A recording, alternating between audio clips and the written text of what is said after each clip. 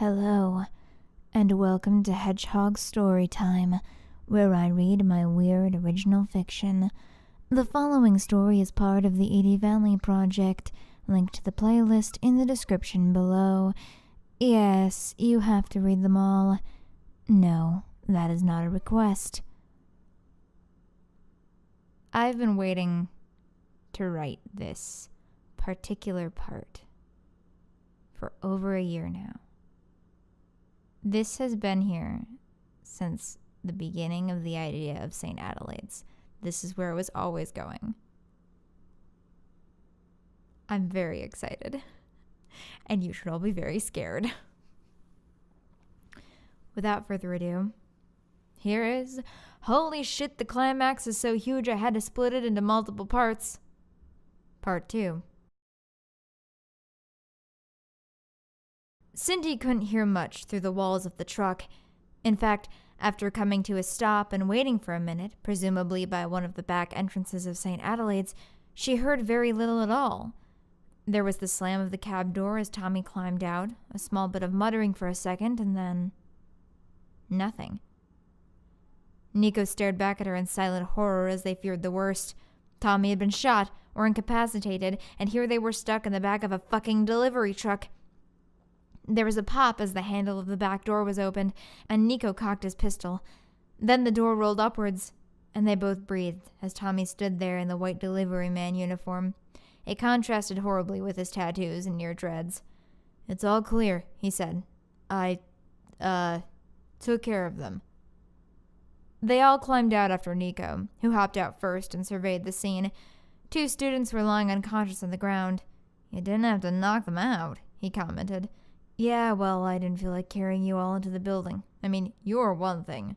Niko seemed to take offense at that, but Cindy, on the other hand, "Knock it off, you big jerk." "No. I think we're just lucky they were so gullible," Marcell chimed in. "Unfortunately, it won't be so easy from here, because the director isn't." Niko's hand was still placed firmly on the trigger of his gun, and there are a couple other pretty smart cookies to look out for. I don't like that Abigail chick one bit. The others followed him into the shadow of the school. Above, it towered far over their heads, daring them to make another assault on its hollowed halls. Niko led them forward through the service doors, pulling them open with a metallic shriek. They froze. But no one showed. Nodding, Niko gave the signal, and they rushed through the storage rooms, which to Cindy seemed almost dangerously understocked. Either the spoiled rich kids had just simply been wasteful, or this little society wasn't meant to last as long as had been claimed. Finally, as they neared the main corridors of the block building, they began to hear something. It sounded to Cindy an awful lot like panic. She and Niko pushed open the last set of doors and were nearly crushed by a stampede of crazed teenagers. Niko glanced back at Cindy, grinning. "Looks like the distraction worked wonders. We've got to hurry, though. As of right now, we've got no idea where they're keeping your brother." "Actually," Marcell had to strain to be heard over the cacophony, "we might. Last time you were here, found a secret passage with service. It's possible he could be down there." Cindy frowned. That was the face Marcell made when he wasn't telling the whole story. But there wasn't time to argue now. She looked over to the small automaton. "Service," she said. Or, if you're there. Do you remember which way it is?" He paused for a minute, as if thinking, then visibly frowned. Finally, after around 30 seconds, he nodded and took off down the corridor. That was strange. Service had never really made a facial expression before, in all the time that Cindy had known him, at least. The 5 of them ran past hordes of students speeding to their dorms, the gates, anywhere but here. At one point, Cindy almost got blown away by the crowd, but Marcell grabbed her hand and they kept running. What would they find in this secret passage? Cindy hadn't really thought that far ahead. Of course, she was hoping that they'd find Mike alive and well, but what if they didn't? What if he'd been tortured, or experimented on, or worse? What if he was already dead? But Cindy shook herself of that thought. It was just as likely that they wouldn't find him at all. She didn't know which was worse. After a minute, they headed up a flight of stairs and out of the main body of chaos. Now, as they continued down the halls, they could still hear the calamity below, but muffled and distant. This floor was quiet, almost too much so. Service led the way around one final corner and made for the room that appeared to be their destination. But unfortunately, something was standing directly in the middle of their path. At first, Cindy didn't even recognize him. He was taller than she remembered, his hair longer and more wild, and from this distance she couldn't really see his face. "This doesn't look good," Tommy muttered. The person was just standing there, watching their approach, and it didn't look like he was going to move anytime soon. Niko held out a hand, and they all stopped walking, except for Service, who Tommy had to grab to keep from mechanically continuing forward. "Let me handle this." Niko stepped forward. "Hi," he said conversationally to the figure while cocking his pistol. "How's it going?" The figure said nothing. "Not much of a talker, huh?" He shrugged and grinned. "That's all right. We'll start off easy. What's your name?" "Neil." His voice was hoarse, as if it hadn't been used in a long time. If it hadn't been for that, Cindy might have recognized it sooner. "He's just toying with us," Marcell whispered to Cindy. "Nihil is just nothing in Latin." Cindy frowned. "Maybe," she said, "but something seems strange." "Okay, Nihil," Niko continued. "We kinda need to get in that room you're standing in front of. I don't suppose there's any chance you would step aside." "None." Sighing, Niko slipped to the side. "All right then, looks like we're gonna have to do this the hard way." He raised his gun and fired. But in the millisecond it took the bullet to reach its target, Nihil was gone, and the bullet thumped uselessly into the wood of the door. "Shit," Niko muttered, before hearing breath next to his ear and turning to see Nihil suddenly directly behind him. The latter reached forward, quicker than could be seen, to grab Niko by the throat. Immediately, Marcell became fuzzy at the edges, half man and half mist. He floated above the two, where he solidified again and came down right on Nihil's arm, who let go of Niko in surprise. Niko collapsed, coughing and sputtering. Tommy ran over to help him, while Cindy and Marcell gave chase as Nihil had flash-stepped away down the corridor. Marcell went on ahead, moving faster as mist down the hall, and Cindy followed behind. She couldn't shake the feeling that something about their assailant seemed odd. Marcell turned a corner after Nihil, and by the time Cindy followed, they were already locked in combat. Marcell punched and kicked, but Nihil blocked each as easily as if he could predict them coming.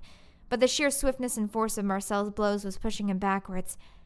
Yet as he did so, Nihil seemed to notice how Marcell stuck to the spaces between the windows. He tilted his head to the side, and then, when the moment was right, he ducked under Marcell's fist and punched through the glass on the window pane. As the sunlight hit him, Marcell covered his face and slunk back, the skin on his arms blistering. Nihil raised a fist, except that at that moment Cindy dashed between them. She blew a plume of fire towards him, but gasped when the light hit his face. She managed. Marcell recovered then, and started forward again. "Lucius, wait!" Cindy cried. A bullet zinged past them and missed Nihil by inches. Niko and Tommy were rounding the corner, followed closely by Service. "Don't! Stop!" Cindy screamed. "He's Mike!" For a second, everything stopped. No one moved a muscle. Finally, Marcell looked down at Nihil, and his eyes widened as well. "My God, you're right." "That's Mike?" Tommy interjected. "Why didn't you tell me your little brother was a superpowered badass?" "This is a new development." Cindy shook her head. Nihil simply looked confused. "That is not my name." "What are you talking about?" Cindy asked, frowning. "Of course it is. You're Mike Miller, my brother." But there was no recognition in Nihil's eyes. For a second, Cindy wondered if she was mistaken. But no, there was no doubt about it. The eyes that stared back at her were the very same as the one she saw in the mirror every day. "You will not confuse me any longer, witch." He grimaced and proceeded to lunge forwards, but his hand was grabbed in midair. Cindy blinked. It was Service, the metal of his arm groaning under the pressure of Nihil's strength. "No," he said, almost too quiet for anyone to hear over the creaking and the tearing. "Won't hurt my friend." The words came out slowly, painfully, as if he had to force them from his body. But he spoke. And just when it seemed as if Nihil would break the arm that Service was holding him with, the latter delivered a kick to the gut that sent Nihil flying down the corridor and through the door of a classroom. The 5 of them ran after him, Cindy throwing out her hands to make a wall of fire in the doorway. Even if he could move faster than they could see, he still couldn't walk through fire. Probably. By the time they made it to the classroom, Nihil had already recovered and was standing calmly just over the threshold. "You don't have to bother," he explained to Cindy. "I could kill you all easily, but you've proven that the effort required is simply not worth it." Cindy narrowed her eyes. "Please," he said. "I want to know about this Mike Miller." All the way down to the dark bowels of St. Adelaide's, down in the deepest depths of the earth where the sun had never shone. The 3 of them followed him. Cancer came first, of course, the OG, the omnipresent, always there at the back of his mind with her parched, stretched lips and hairless visage. Behind her came Cocaine, her eyes crazed and nearly too big for her face, her dyed blonde hair wild, and bits of glass were embedded all across her face and chest. But now a 3rd wraith joined the entourage of suffering. Her eyes were sad. Tracks of mascara tears ran down her cheeks. The hole clean through her chest was still moist and bloody. Conscience. If only he'd listened to it sooner. And here they were. And here was Doug, all locked up together in some sort of cell. Mike, Nihil, whoever he was, had strapped Doug to a table. He didn't know what he was doing. He didn't know that the instant he left the room, the 3 of them were on Doug like vultures. They stared down at him, pitying, more real, more human than they had ever been before. And yet they were so still, so silent. They judged him for the things that were not his fault and the things that were. "Wow, he must be really out of it. We're even able to talk," Cocaine said. They had never done that before, but it seemed the most natural thing in the world at that moment. Cancer's thin lips spread. "I believe this is what they call the heroic blue screen of death." "Heroic?" Cocaine blew air out of her nose. "Pfft, as if. Look, if he's a hero, then I'm fucking Zooey Deschanel." Conscience didn't say anything, just stared down at Doug, nearly pleading to him. "You know why she's crying?" Cocaine asked, leaning down towards him. He recalled the smell of Elizabeth, the taste of her lips before she had smashed through the windshield. "It's because you could have saved her, if you just said something. You could have saved me too, you know." "No, he couldn't." Cancer rolled her sphere-like eyes. "You made your own choices. You're only here because you remind him of his equally bad ones." "Well, what about you then? Why the hell are you here?" She simply smiled for a moment. "I'm here to remind them that with this one, there was absolutely nothing he could do." "Shut up," Doug said quietly. "Oh shit, that's good. You're right. I said shut up." "Oh, so now after all this time you're finally gonna speak up?" Cocaine asked. "Afraid it's too little too late there, buddy." "Shut up. You don't think I know that? Shut up, shut up, shut up." Doug squeezed his eyes shut. And when he opened them again, the 3 of them were gone. And he was alone. He really was alone now. Truly alone. Jilli was dead. She was fucking dead. And if he had just intervened in time, he'd as good as killed her himself. The darkness around him was deafening. He was stuck here, wherever here was, with the one person he hated most in the world. Doug didn't want to be here anymore. He didn't want to be at all. He almost wished his demons would come back. At least he'd have all his mistakes to keep him company. It was too quiet. How did that one song go? The one that always got stuck in his head at the oddest of times? "The seen and heard," he mumbled to himself. "Pluck out the sun like a flock of birds, and I don't wanna go.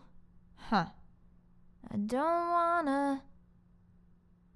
Then the door behind his head opened with a heavy creak, and the room came to life. He was in some kind of laboratory, that was for sure. As he blinked against the sudden brightness, Doug couldn't help gulping at the amount of beakers, knives, and various other tools of science that glittered from shelves and tables. The room, he now noticed, smelled vaguely like formaldehyde, and the walls were underlit with a sickly green glow. So, at last we're here, face to face, said a sickeningly familiar voice from behind him, and suddenly the table he was clamped onto spun upright. Abigail grinned at him, and Doug's blood boiled. You don't know how long I've been waiting for this day, to see the look on your face, and I have to say it's just as wildly entertaining as I'd hoped. Doug didn't say anything. He didn't trust himself to speak, but he glared back at her with all the anger he could muster. No tears from you, of course. I didn't expect that, but I said to myself, I want to see him angry. He's always so gloomy, and now here we are, and it's glorious. If all I had to do was murder a pretty girl in cold blood, I would have done it ages ago. Why? Doug asked, before he could stop the word from slipping out. She blinked innocently. Why what? Why did I kill her? I already told you. I was done with her. She performed her part beautifully, set the board of directors in a positive panic. But now, I don't even need this school anymore, and I certainly don't need any loose ends. Watching you die inside was just an added bonus. No, not just that. Doug shook his head. Everything. The school, the experiments. Why? She squinted, sizing him up. Well, you're going to be dead in a few minutes, so I suppose it doesn't matter. You see, Doug. She leaned on a nearby metal table conversationally. I've always been burdened with mankind's greatest sin, curiosity. As soon as I don't know something, I simply must have the answer, or I will die. Some of the more pressing questions in the early days of my career produced what you see before you. She gestured to herself. So now, with my clock permanently reversed, you could say, I can now sate my unending curiosity on my own time. The whole purpose of this school was to find the perfect candidate for Project Paragon. I knew I was going to need a teenager. They're the only ones with the right brains, you see. So what better cover than a school? Unfortunately, I needed a very specific brain, and it took years and years and years to find it. And I got bored of waiting. So that's where you come in. Because sometimes you get frustrated. Sometimes your results aren't what you want them to be, and all you want to do is zap someone senseless for a few hours. Doug's heart dropped somehow further down. That's it? He asked. That's the only reason? You were simply stress release. I had to relieve my tension somehow, and you never disappointed. She smiled almost girlishly, running a hand along his cheek. Never broken, always prepared to go one more round. Ooh. I still think about it when I touch myself at night. Fuck you. Well, that would be ever so pleasant. I'm sad to say that I am already previously engaged. And besides, in my long life, there's one thing I've learned. Sex is all fine and well, but only one thing brings true satisfaction. Any guess what it is? He just stared at her silently. Fear. The oldest and truest emotion. Because deep down, Doug, we're all just scared animals. We're all afraid. And to see all the layers of morals and lies come crashing down to get to the most base part deep down inside. Oh, I nearly cream myself every time I see it. And fear is the only way to get there. So tell me, Doug. And here she grabbed his chin and straightened past her small height so that they were nearly touching noses. What is it that you're afraid of? Bees. She threw her head back and cackled.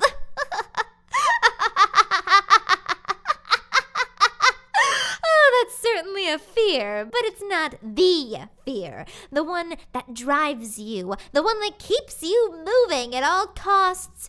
You've gotten so used to running from it that I think you've nearly forgotten what it is. But that's fine. I've already figured it out for you. You know you talk an awful lot in your sleep. So in order to send you off with a bang, as thanks for all you've done for me, I'm going to give you a very special death. At that moment, she hit a button, and the table pitched back to flatten once again. Do you know where Lewis Carroll got his inspiration for the Mad Hatter, by any chance? She stared down at him, the light catching the rims of her glasses. Not a clue. According to speculation, it was from the Hatters, she explained. Back in ye olden days, mercury was used to cure the felt with which hats were made, and since that material would then move directly to the Hatters with no sanitation, they would constantly breathe in the mercury. Mercury is, of course, highly toxic, so most of them went a bit mad. They were so infamous for it that mercury poisoning was dubbed Mad Hatter's disease for several years. Doug didn't know where she was going with this, but wherever it was, he didn't like it one bit. Now, those poor Hatters had no idea what was happening to them, but I've always wondered what it would be like to really feel it, to have the knowledge that you are going crazy. Too bad you'll be dead, or else I'd have you take notes, though you probably wouldn't be able to hold a pen anyway. She reached somewhere out of sight, and before he knew what was happening, she'd placed a breathing mask over his face. Now, in about, 10 seconds, I'm going to turn this little valve here, and mercury off gas will start pouring out of that breathing mask, so you're going to be able to feel yourself going insane and then dying. Eyes widening, Doug unconsciously began to breathe heavily, every sense kicking into overdrive. He pulled at his restraints in vain. No, any way to die was fine. Any way but this. Now that's the fear I like to see. Abigail's ear-splitting caterwauling nearly shook the room. Oh, if only I could see the whole thing. But alas, I have urgent places to be. Oh well, that's what video cameras are for. Without any hesitation, she turned a valve on a canister with a squeak and then skipped to the door. Smile for the camera, she grinned, and don't forget to say fuzzy pickles. The door closed, and she was gone. It was nearly impossible to keep himself from outright panicking. If he panicked, then the adrenaline would kick in and he would start inhaling the mercury twice as fast. Maybe if he held his breath for long enough, someone would find him before it was too late. But a second later, Doug realized the odds of that were next to zero. And besides, who would come to save him anyway? The only people who had maybe cared about him were dead. Still, he tried. He held out as long as he could, if only to delay the inevitable. He wouldn't mind dying, it was true, but not like this. Because the more unstable he got, the stronger they became. Cancer, cocaine, conscience. They were going to come for him. All of his regrets would stare and laugh at him until his body finally gave out. Doug didn't want it to end like that. But as the seconds ticked by, the pressure in his chest became too great. Stars began to dance across his vision as his forehead pounded. Instinct took over, and he took his first poisonous breath. For a minute, nothing happened. Maybe, he thought, Abigail had been mistaken and grabbed the wrong canister, or more likely this was some kind of sick experiment to see how he would react under pressure. Except that then, he began to cough. It was just a little, at first, but more and more over the next few minutes until his body was racking with violent convulsions. He couldn't tell if the metallic taste in his mouth was blood or simply the mercury. Then he realized that the convulsions were increasingly not from the coughing. Even strapped down as they were, Doug's hands were shaking. It was becoming increasingly difficult to focus on anything. He kept hearing things, random noises, and laughter. Then he saw it out of the corner of his eye. Cancer. The fucking harbinger. And on the other side of the room he could smell cocaine smacking its lips. The shaking was getting worse, up his arms and legs, and the coughing was so bad that he hardly noticed conscience straddling him, rubbing against him. Jilli, why? Her hands were in his hair, her perfume overwhelming him. Though he couldn't see very well, his vision cutting in and out as if the world was flickering, he saw with increasing panic that the inside of the mask attached to his mouth was red. He convulsed on the table, nearly dislocating his ankles, and cancer and cocaine closed in, their smiles stretched wide and laughter filling his head. Stop it, stop it, stop it, no! But they haven't reached him. Why aren't they coming? Are they waiting for him to do something? Are they mocking him? What? But he can't see, he can't turn his head, his horns are in the way, and then... The straps were released from his ankles and wrists. The mask pulled off, and Doug shook himself off the table and onto the floor. Dimly, from somewhere far away, he registered the pain from hitting the concrete. And then someone was dragging him to his feet and out of the room. But Doug was half blind, the world smearing around him like finger paints. He tried limply to help whoever was dragging him, but try as he might, his legs were shaking far too much to be of any use. After a minute, his savior paused to catch his breath, and Doug managed to partially find his feet. "Who?" he asked, blinking rapidly into the man's face. Eyelids were just windshield wipers. That's how they worked, right? The shape of his face slowly came into semi-focus. Victor. If he had not just inhaled a near lethal dose of mercury, Doug might have questioned how in the hell Victor even knew about this place, but as it was, the thought didn't even cross his mind. He just smiled drunkenly. "Jesus, what on earth did she do to you?" Victor asked, mostly for his own benefit, but Doug tried to answer anyway. "Had her juice," was all that came out. Victor's face blurred spectacularly as he shook his head. "I don't know what that means, but look." He grabbed Doug's shoulders to try to get him to focus on him, made difficult by the fact that his whole body was shaking like he was outside in the Antarctic wearing only a wet swimsuit. "You need to get out of here. She'll be back any minute. There's people upstairs. They'll help you. Can you walk?" "Sure."